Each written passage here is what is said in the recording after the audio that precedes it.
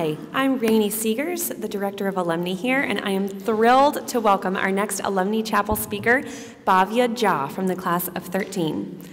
Bhavya recently graduated from the School of Foreign Service at Georgetown University, where she studied international politics and international development.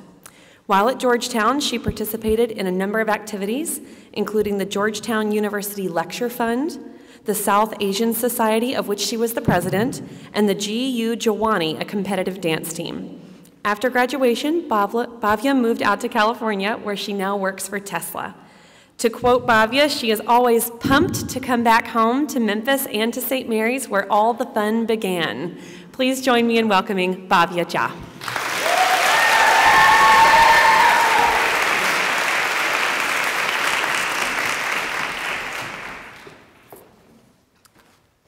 Thank you for that pumped introduction, Rainey.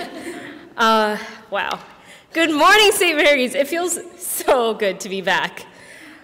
So for those of you who don't know me, my name is Bhavya, and I graduated from St. Mary's in 2013.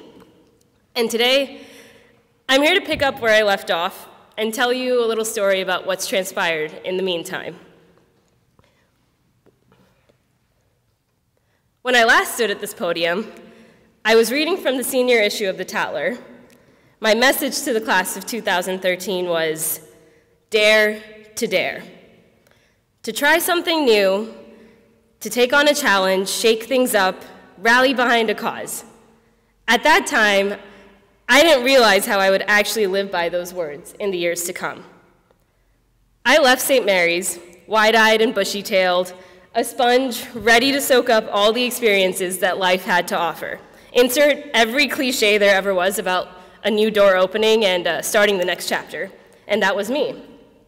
On Tuesday, August 20th, 2013, I took a flight from Memphis to Baltimore, and the symbolism of that one-way flight was not lost on me. I was going to my next destination, the first step to joining the Foreign Service, traveling the world, and understanding all the problems that I wanted to solve. That fall, I threw myself into the Georgetown experience. I was taking some pretty awesome classes, especially after learning the golden rule of college classes. Take classes based on your professors. You won't regret it. Often, my day-to-day schedule didn't consist of just classes, although class with Secretary of State Madeleine Albright wasn't too bad.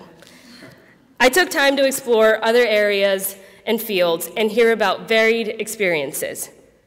As a member of the Georgetown University's Lecture Fund, I had the opportunity to plan a number of speaking events, meet speakers ranging from comedians to officials of countries, and attend events with speakers like fellow alum Bill Clinton. I was basically dancing my way through college as captain of my dance team, president of the South Asian Society, choreographer of the largest charity dance showcase on the East Coast, consisting of over 500 students. And it was really, really fun. Georgetown and DC were my oyster, and I was doing my best to make the most of what both had to offer and contribute back to my community. But don't get me wrong, there were some tough times during those first 2 years, but by the time junior year rolled around, I was settled in. Georgetown was my home away from home, and my friends were my family. Everything was in check, except one thing. What the heck was I going to do next? How was I going to follow through on the dare that I had presented to my class?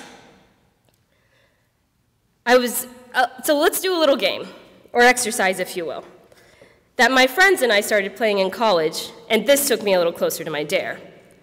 It's called the life game. What's the objective? Tell me about a day in your life at some point in the future. Let's say 15 years. So I'll give it a shot. So when I wake up, I'm in a different country. Let's say Turkey, pun intended, of course. I live in a mid-sized house in Ankara, the capital, and I've got bodyguards because that's what you often have when you live abroad and serve in the Foreign Service as an officer. That was my answer to this question junior year. Fast forward to senior year, same exercise. This time, I was based in a domestic city, and I was an international lawyer. A little different, right? Well, get this.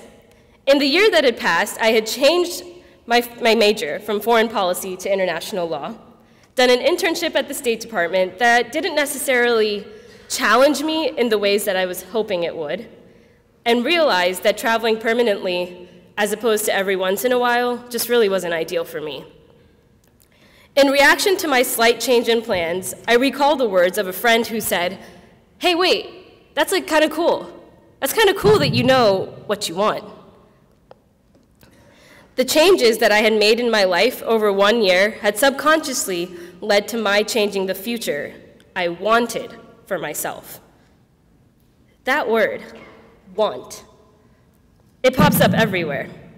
What do you want to be when you grow up? What do you want to do after college? Don't listen to what others say, just do what you want. Yeah, okay, how do I figure that out? This idea of knowing what you want and being able to articulate it takes me back to a class that I took in college called Sex, Power, and Politics, where one of the key questions we analyzed was, what determines a woman's decision-making power in a home? That question really got me as a St. Mary's girl. Decision-making is made easier when you know your decision, when you know what you want. A number of studies and articles analyze the indecisiveness of women and make claims that it stems from our open-mindedness or our ability to adapt to change or something or the other. But that's not what others notice. They notice the indecisiveness. And this is where our exercise helps us out.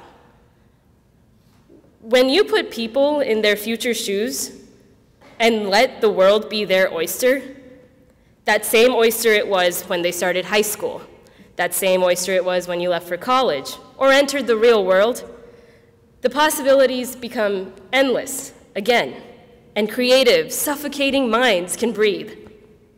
You're not boxed into a pre-professional track or really anything.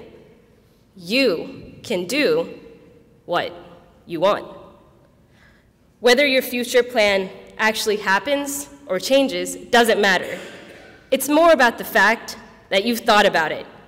You've put yourself in your future shoes and thought about where your happiness lies in so many years. What may seem like a stream of consciousness about the hours of your day are also a series of decisions about your ideal job, your ideal life that you're making based on a gut feeling, and those tend to be pretty spot on. And with that, my new plan senior year put law school on my long-term radar, but I didn't want to go back right away. I wanted to experience something totally different with a really steep learning curve. Basically, even if I wasn't back in school, I wanted to feel like I was learning something every second. So while I didn't know exactly what I wanted, I had still made some decisions and had criteria of my own. My older college friends often told me, "Don't worry about that first job out of college. Nobody's first job is really that amazing." Well, we would see about that. I was determined to be excited to go to work every morning. So I gave myself one really big dare. I was going to make it in the tech industry. Coming from an international relations background, that sounded pretty new and different.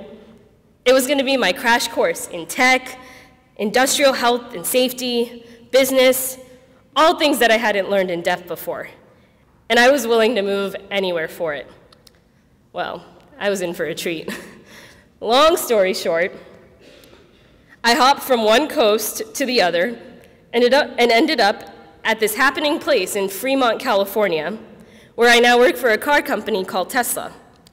Very, very far from politics and international relations that I knew at Georgetown. Now, was this in my plan 15 years ago? LOL, newsflash, LOL. Tesla didn't exist 15 years ago, so no. But because I knew what I was looking for, I think I found my post-grad sweet spot. The transition was tough, the hardest by far. Being so far from family and most friends, but it fit the criteria I had in store for my long-term goals and happiness. Automotive tech company, yeah, that sounds pretty different from anything international that I studied. joining the environmental, health, and safety team as a performance improvement specialist and supporting various functional teams such as industrial hygiene, occupational health, ergonomics, and equipment safety. Yeah, that sounded like a pretty steep learning curve. Coming from an international relations background, I wasn't sure about a lot of things related to manufacturing, tech, or business. Leadership walks, Gembas, ISO 14001. It was all Greek to me. Instilling a safety culture, being the only women, or one of 2 or 3 sometimes in a room, and speaking confidently about things that you and your all male managers know you don't have the background in, and being the youngest on your team. Yeah, that sounds like every moment is gonna be a learning curve. And what about now?